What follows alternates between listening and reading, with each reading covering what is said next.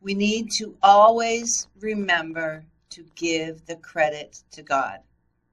Just as a life fully surrendered to God gives God credit for any success, an effective spiritual leader recognizes that he or she is merely a channel through which God does the work of drawing people and converting them. Those who are closest to Pastor Moody marveled at the fact he never exalted over the results of his ministry labors.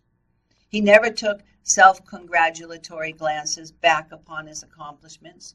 Rather, he was forever looking ahead, preparing for that next sermon, that next soul. This was his master's work, not his own. Two of Moody's friends noticed his intense focus in this regard. One said, "On the way to a prayer meeting that I knew would be crowded, though it was held in a large church, I remarked to him, 'You must experience great pleasure in going from place to place and reaching and benefiting such multitudes as come to hear you.' They said, 'He seemed scarcely to know what to say. He could not deny that he was engulfed in a delightful work, but his whole mind seemed to be upon the work rather than upon his personal relations to it.' He said, 'I cannot recall precisely his reply, but the distinct impression left upon my mind was that this man thinks of nothing, plans for nothing but for Christ and souls.'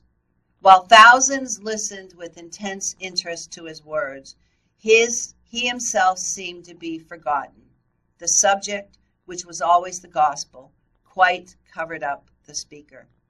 And I'm glad to find that," he said, "on recalling those days, it is the work itself that comes uppermost, and the worker is almost forgotten." He said, "I marvel at it, for his personal influence was wonderful." Moody also didn't like trying to estimate how many people were won to Christ at his campaigns. Once when a minister asked him if he kept track of the numbers, Moody replied, "I don't know anything about that. Thank God I don't have to. I don't keep the Lamb's Book of Life." I love that quote. That Moody had a right perspective in his role in the Lord's work is also evident in this sermon excerpt. He said, "Some people come to me and say, 'Call me, Mr. Moody. Don't you feel a great responsibility when you come before an audience like this? Don't you feel a great weight upon your shoulders?' Moody said, 'Well, I say no. I cannot convert men. I can only proclaim the gospel.'"